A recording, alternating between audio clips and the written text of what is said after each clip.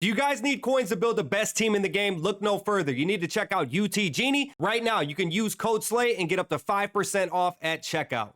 Yo, what is going on, guys? Welcome back to another video on the channel. Today, we're going to be going over the best passing settings and the best overall settings to use in Madden 26. If you want to pass like a pro, this is the video for you. If you guys are new around here, don't forget to hit the subscribe button, drop a like and a comment down below. If you want to up your game and start dominating the head-to-head scene, make sure you guys check out civil.gg. Use promo code SLAYN40. It's 40% off at checkout right now for a limited time, so check that out. And if you guys want to start placing picks or enter season-long or daily drafts over on Underdog Fantasy, don't forget to use promo code SLAY, because right now you can get up to $1,000 of bonus cash and a free pick. So the first thing that you want to do is you want to be at the home screen of Madden 26.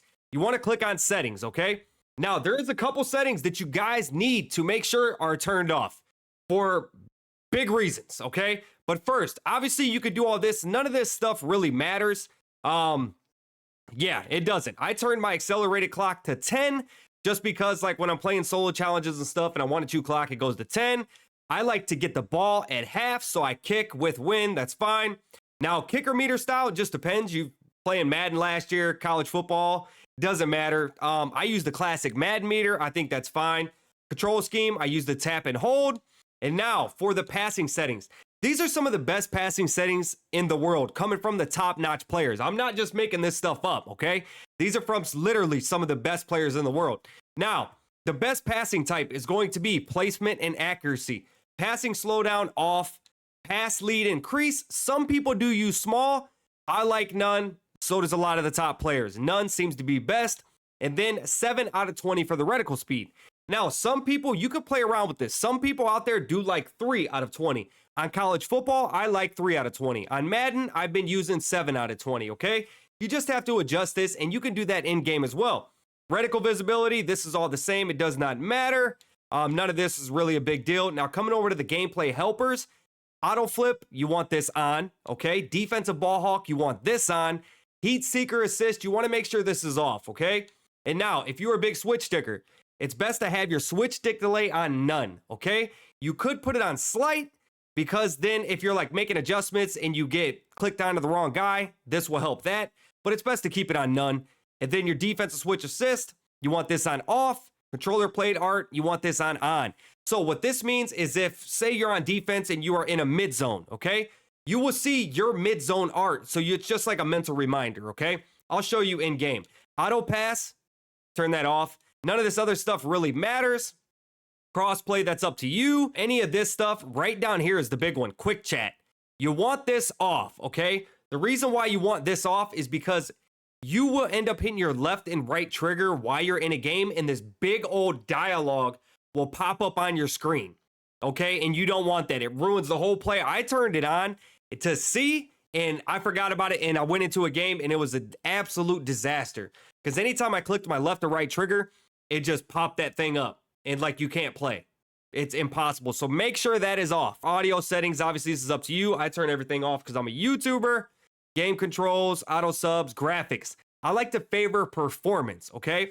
Obviously, if you're like a sim guy, if you're just playing franchise, stuff like that, maybe you would like to choose something different. But for me, playing online head-to-head, I would like to favor performance.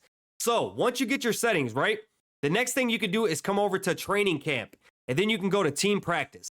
So that's exactly what we're going to do. And then you want to get your settings right? So you could do offensive only, but obviously we're going to do normal. And then we are just going to go ahead and put it on competitive. And we are going to take the Browns because that's my favorite team. And I guess we'll go against Pittsburgh either way.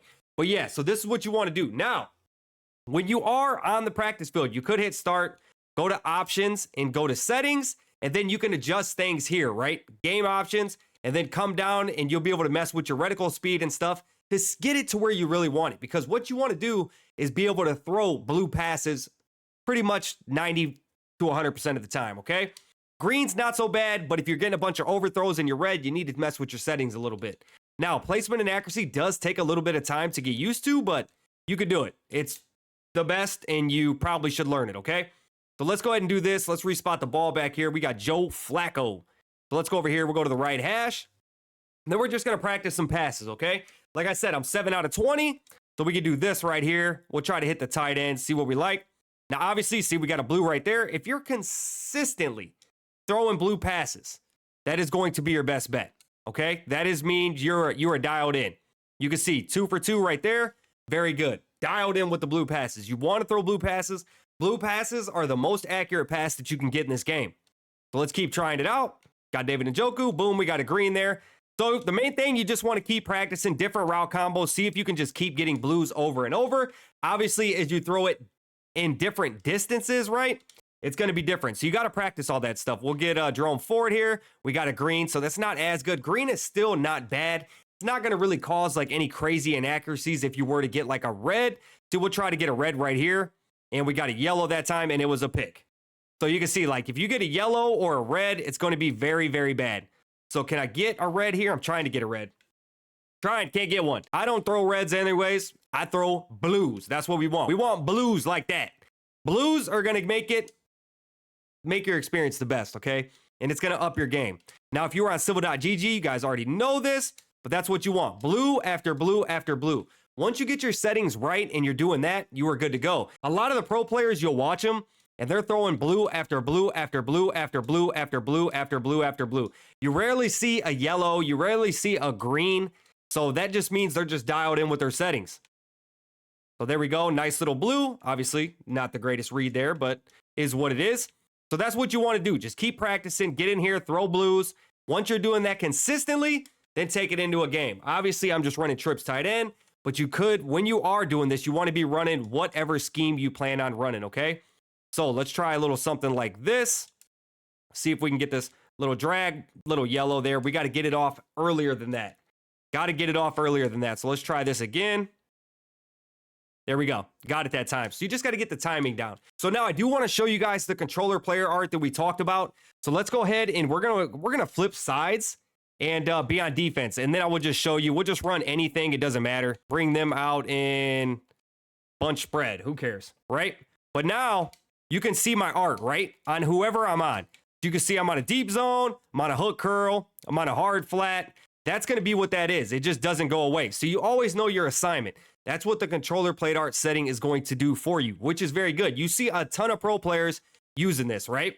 So I think you guys should turn it on. A lot of people will get into a game, call a play, forget their assignment, right? Remembering your assignment is key. So if I'm on man, then you can see it just to remind me like, hey, I'm on man. This is one of the biggest settings that a lot of pro players use that a lot of regular Joes and people that aren't familiar with it don't even turn it on. So they're missing out. And then boom, there we go.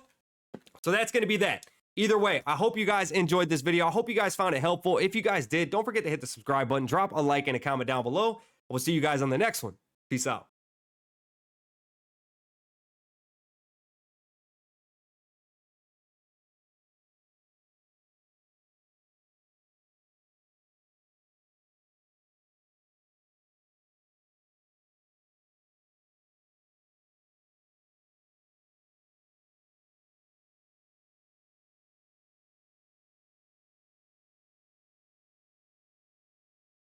But those are going to be the best settings. But those are going to be the best settings in the game to take your game to the next level. If you found this video helpful, don't forget to hit the subscribe button, drop a like and a comment down below. If you see any other settings that you think people should have, drop your input in the comments. I will see you guys on the next one. Peace out.